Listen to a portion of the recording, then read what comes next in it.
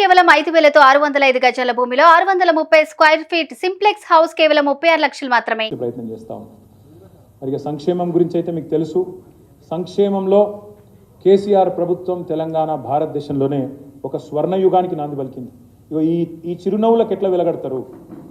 ఈ పెద్ద వయసులో ఉండే ఈ పెద్ద మనుషుల చిరునవ్వులకు ఎట్లా వెలగడతారు? ఈ ఆస్తిని ఎట్లా కొలుస్తారు? దయచేసి మీరు ఆలోచించాలి. మరి ఆసరా పెన్షన్లు మీరు దిగిపోయినాడు 27 లక్షల మందికి ఇచ్చేది మీరు పెన్షన్లు, అది 200 రూపాయలు. మేము 19 లక్షల మందికి అదనంగా పెన్షన్లు ఇచ్చినాం. మొత్తంగా 61,000 కోట్ల పెన్షన్.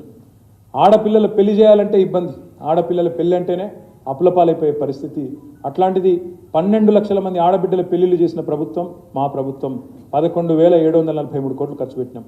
నేను రాను బిడ్డో సర్కారు దవాఖానకు అనే పరిస్థితి నుంచి సర్కారు దవాఖానకి పోతా అనే పరిస్థితి తీసుకొచ్చి కేసీఆర్ కిట్లు ఇచ్చి ఇన్స్టిట్యూషనల్ డెలివరీస్ పెంచినాం. మొత్తంగా 1,500 కోట్లు ఖర్చు పెట్టాం. ఎస్సీ, ఎస్టీ, బీసీ, మైనారిటీ అన్ని అణగారిన వర్గాల సంక్షేమం కోసం వేల కోట్ల రూపాయలు ఖర్చు పెట్టినాం. ఇదేది కనబడలేదు మీరు మొన్న చెప్పిన శ్వేతపత్రంలో. ఇదేది చెప్పరు మీరు. దళితుల కోసం మీరు మొన్న చెప్పిన శ్వేతపత్రంలో ఇదేది చెప్పరు మీరు. దళితుల కోసం పెట్టిన 92,640 కోట్లు చెప్పరు. ఎస్టీల కోసం పెట్టిన 43,936 కోట్లు చెప్పరు. బీసీల కోసం పెట్టిన 45,000 కోట్లు చెప్పరు. మైనారిటీల కోసం ఖర్చు పెట్టిన 9,166 కోట్లు చెప్పరు. వికలాంగుల కోసం ఖర్చు పెట్టిన 10,300 కోట్లు లేదు. అదేవిధంగా ఇతర చేనేతల కోసం, ఇంకా రజకుల కోసం, నాయి బ్రాహ్మణుల కోసం చేసిన ఖర్చు గురించి రేఖా మాత్రం కూడా ప్రస్తావన లేదు. దళిత గిరిజన సంక్షేమం ఇప్పుడే నేను చెప్పిన. ఇవాళ 125 అడుగుల ఎత్తున్న అంబేద్కర్ విగ్రహాన్ని పెట్టినాము. దాన్ని ఎట్లా కొలుస్తారు? ఇవాళ టీఎస్ ప్రైడ్లో దళిత పారిశ్రామికవేత్తలకు ఇచ్చిన ధీమాని ఎట్లా కొలుస్తారు? సబ్ ప్లాన్లో ఒక నిబంధన పెట్టాం. ఈ సంవత్సరం ఖర్చు కాకపోతే నిధులు వచ్చే సంవత్సరం ఖర్చు చేయాలా, రోల్ ఓవర్ చేయాలని చెప్పాం. భారతదేశంలో ఎక్కడ లేదు.